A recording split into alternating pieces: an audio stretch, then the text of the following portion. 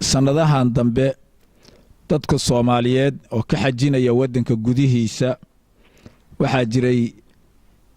dib ka haysta gudashada xajka oo sida ogtiin rukni kamida arkaanta islaamka gudashadiisa dib ka haystay dibkaas ay ugu badan tahay laba dhinaca qiimaha oo aad qaali u ah iyo dhinaca adeega loo qabto dadka xujaajta marka ay joogaan mashaacirta barakaysan xajka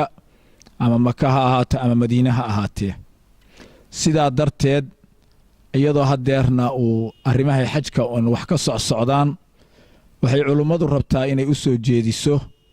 dhammaan dadka ku hawlan arrimaha xajka oo ay ugu horeyso dawladda federaalka ee Soomaaliyeed iyo mas'uuliyiinteedu oo ay ku xigaan dawlad goboleedyada oo ay ku xigaan sharikaadka ganacsiga ama hab diyaaradeed ama habab kale xajka uga qayb qaata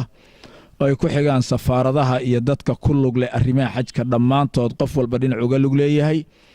ayay waxay rabaan culimadu inay naseexa ugu soo jeediyaan inay u fududeeyaan ummadda intii suurtagal ah hawlahaas xajka oo ayna ku noqonin caqabad keenta in ruknigaas arkaanta islaamka kamida la gudan waayo ama loo gudan waayo dhaqaalaha oo badan ama loo gudan waayo adeega oo liita sidaa darteed culimadu waxay u soo jeedinayaan dhammaan dadka hawlaha ku lug leh inay ummadda Ilaahay uga baqaan una fududeeyaan siday ummaddu rukniga u gudan lahayd waxaanu warkan u jeedinaynaa cid alla ciddii xukuumadda aanu darafka ka nahay ee federaalka kow tujaarta sida walaalkay sheegay Sheekh Faarix cid alla cidda danaysa waayo dadka ay khusayso muslimiinta ee xajii laha rukniga islaamiga ayaa qayladoodu in duqa ay soconaysay allana quraanka wuxuu ku leeyahay ومن يريد فيه وحتى وكان آيات القرآن كسورة الحج فيه بالحاد نذقه من عذاب أليم بظلم قف الظلم النوع الذهب كتير نذقه من عذاب كاس أدوكن ونقرأ قف كان لقيا إنه مصلحة يرو أدونك أجا أنا آخرته وين نسعون أجين ظلم جهدو سمايو خطير وين سيدا درت ورك يقدر العديس واحد هاي حج كي دتفر بدن بكو أتكاذي عضبا صوير الدولة فدرالك أي ليدا يحبانك كقبنايا هل كان كل كي مدحوينو يمنا واللوجد بيعطيها وعلموا فربنا بوجود بسي وحنو كعلينا مر لبعض عد كيجا أو هودا وقللنا إن أنا بلنقادتي يسكوديجا أي بلود الدولة فدرالك أي أنا كان نقون أو أي لبلاب تعرنكاس سيلوجون حريستو دك حجيه si loogu naxariisto ummadda danteeda muslimiinta ee Soomaaliyeed oo dadka adraafta ka iyo meel kasta la joogo wax yar lagu xajiyeeyo iyagiina laga yaabo inuu degal duugo xoolihiisa markuu xaj damcuun aado dadka islaamka loo naxariistaan leenahay oo aanu ku ayadayna arrinka codkoodii baanu matalaynaa oo habeen baan la ka hadlayaan midhayaasha iyo meelaha la isugu sheegay ka hadlayaan sidaa daraadeed waxaan anagu inta itaalkaygu leeyahay weeye in aanu idin soo gaarsiino in codkaasi uu mujtamaca ka socdo inuu culimada ka socdo inuu diini yahay rukniga shanaad oo islaamiga in inta la fududeeyo karo la fududeeyo ee aan la cuslaynin asagoo aan dan gaar loo eegayn ama tijaarad ama masib looga faa'iideysto waxaanu idin leenahay Allah inoo wada fududeeyo waxay khayrka wassalaamu calaykum waraxmatullaahi ta'ala wabarakaatuh sida culimadu ay sheegeen maanta waxaan u naseexaynaynaa dadka xilku ka saaran yahay arrimahaas ama dadweynaha uu ka saaran yahay ummaddu meel ay joogaanba inay ilaaliyaan sida nabigeenu yiri kullukum raa'in wa kullukum mas'uulun an ra'iyati in walba ilaaliya way wuxuuna la weydiin doonaa maalinta qiyaama wixii ilaalay yaa looga dhigay sida madaxweynaha al-imaamu raa'in wa mas'uulun an ra'iyati ninka madaxweynaha waxa laga rabaa inuu ummadiisa ka warqabo inuu caafimaadkeeda ka warqabo inuu cunadeeda ka warqabo inuu camaladeeda ka warqabo inuu horumarkeeda ka warqabo culimadu waa sidaas oo kale xil wuxuu ka saaran yahay ummadda inay u naseexayaan oo wixii ku adagna ay kala hadlaan wanaagoodana ay ku soo burriyaan arrintan marka maantay waxaanu ka hadlaynaa arrimahaas hadda buuqu ka taagan yahay oo xajkaa wey haddii ay tahay waxaan kala hadlaynaa madaxda meel kastaba ha kaga jireen madaxnimadaas waxaan kala hadlaynaa shirkadaha dadka xajisiiya ama hadda u tartamaya waxaan kala hadlaynaa dadka culimmada ah oo aaggaas jooga waxaan kala hadlaynaa ragga baayac mushtarka ah oo arrimahaas iyaguna ka warqabi kara waxaan leenahay ummadda ha loo naxariisto ilaahay wuxuu ku yidhi nebi maxamed sala allahu alay slam wakhfid janaaxaka liman ittabacaka min almu'miniin nebi maxamedow garabka u raarici u jilicsanow waxaa kaloo ilaahay leeyahay fabimaa raxmatin min allaahi linta lahum naxariis ilaahay darteed baa ugu jilicsanaatay walow kunta fadan qaliida alqalbi lanfaduu min xawlika haddaad nin qallafsan tahay oo dabeecad adag ummadda cidiba kuma raacdeen wey marka ummadda ha loo naxariisto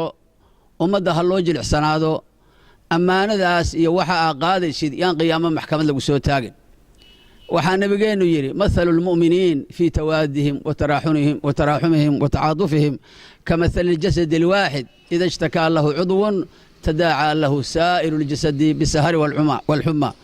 mu'miniinta isjeclaantooda iyo isu naxariistooda iyo isu turiddooda waxay la mid yihiin mithla jasadi alwaaxid jismi keligiisa bay la mid yahay wey waxaa naftaa waxa weeye qofku mu'min maaha jeeruu naftiisa walaalkiis la jeclaada wuxuu naftiisa la jecel yahay walaalkaa waa inaa naftaada waxaad la jeceshahay caafimaad waxaad la jeceshahay xoog waxaad la jeceshahay maal waxaad la jeceshahay maaragtay wanaag in lagula dhaqmo adiguna ummadda islaamkaa sidaa ula jeclado wey islaamkuna iyagu waa isxoojiyaan qaarba qaarka kale wey nebigeenna wuxuu leeyahay man laa yarxam laa yurxam ninkaan ummadda u naxariisan ilaahay u naxariisan maayo xadiidkaas waa xadiis wadaa saxiixa wey waxaan leenahay islaamka yaan la dhibin annagu shirkad baa jirtay muddo noo soo shaqaynaysay oo dadka xajka geysay oo shaqo badan qabatay oo wixii dowladda qabatay laakiin iyada iyo ciddii kale oo soo biirtaba waxaa la leeyahay ummadda in loo naxariisto wey naxariistaasi maxay tahay qof xaj ku waajibay oo xajiyi kara adiga dartaa hadday uga harto ilaahay qiyaamo waa ku weydiinaya qof xajkii lagu lahaa oo la yidhi lacag aad u badan baa lagu keenay ilaahay qiyaamo waa uu ku weydiinaya wey ilaahay wuxuu leeyahy waladiina yu'duuna almu'miniina waalmu'minaat bikayri ma ktasabuu faqad ixtamaluu buhtaanan waithman mubiina wey qolada mu'miniinta dhibtay rag iyo dumarba waxay xambaareen been abuur iyo dembi weyn wey islaamka inaan la dhibin wey ummadda inaan layska horkeenin wey adigoo adduunyo doonaya aakhiradaada ha ku seegin weye nin kastow ama dowladda ha ahaado ama shirkadaha ha ahaado ama baayac mushtarka ha noqdee waxaan leenahay ummadda yaa loo naxariiso wey marka waxaan ugu naseexaynaynaa walaalaha hawshaa ku shaqa leh waxaan ammaanaynaa oo aad ammaan ugu yeerinaynaa dadka wanaagga ummadda ka shaqaynayo ama dowlad ha noqdeen ama dadweyne ha noqdeen dadka ummaddaas u naseexaynaya ilaahayna waa wuxuu ku abaalmarinaya khayr marka waxaan u naseexaynaynaa dadka hawshaa ku jira oo howlaha wada qolada ku cuskaynanay ilaahay ninkii ku cuslaya ummadda ilaahayna waa ku cuslaynaya risqa iyo awlaadda iyo caafimaadka ilaahay dhibelu ku keenaya ninkii ummadda u naxariisana man laa yarxam laa yurxam wey ninka aan ilaahay ummaddiisa u naxariisan oo mu'miniinta u naxariisan ilaahay u naxariisan maayo dhammaan inta culummadu ay xuseen oo ay ugu horeeyaan madaxda iyo mas-uuliyiinta dowladda federaalka ah kuwa maamul goboleedyada kuwa safaaradaha iyo arrimaha dibadda sharaa'iga iyo dadka ku lug leh arrimaha xajka dhinacay doonaan ha ka soo galeen wasaaradda arrimaha diinta iyo awqaafta ee federaalka iyo heer gobol labadaba waxaan u soo jeedinaynaa inay ilaaliyaan masaalixda ummadda ee la xiriirta fududaynta xajka iyo cumrada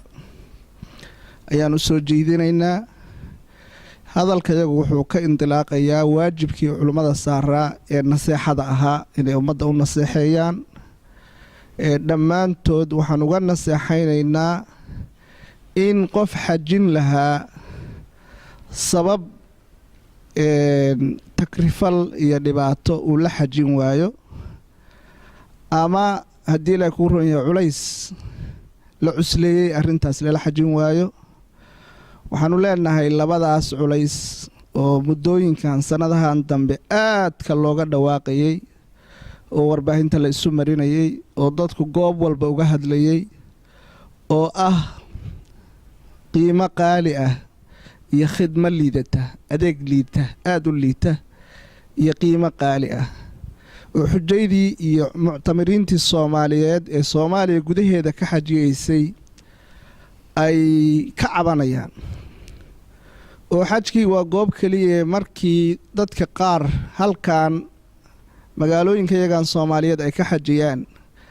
ay booqdaan walaalahooda iyo qaraabadooda meelaha kale ka soo xajiyay ama Yurub ama wadamada kale ka soo xajiyay qaar darisna la yahay ay arkaan farqiga weyn ee u dhaxeeya adeega iyo barayska labadaba u dhaxeeya ama qiimaha.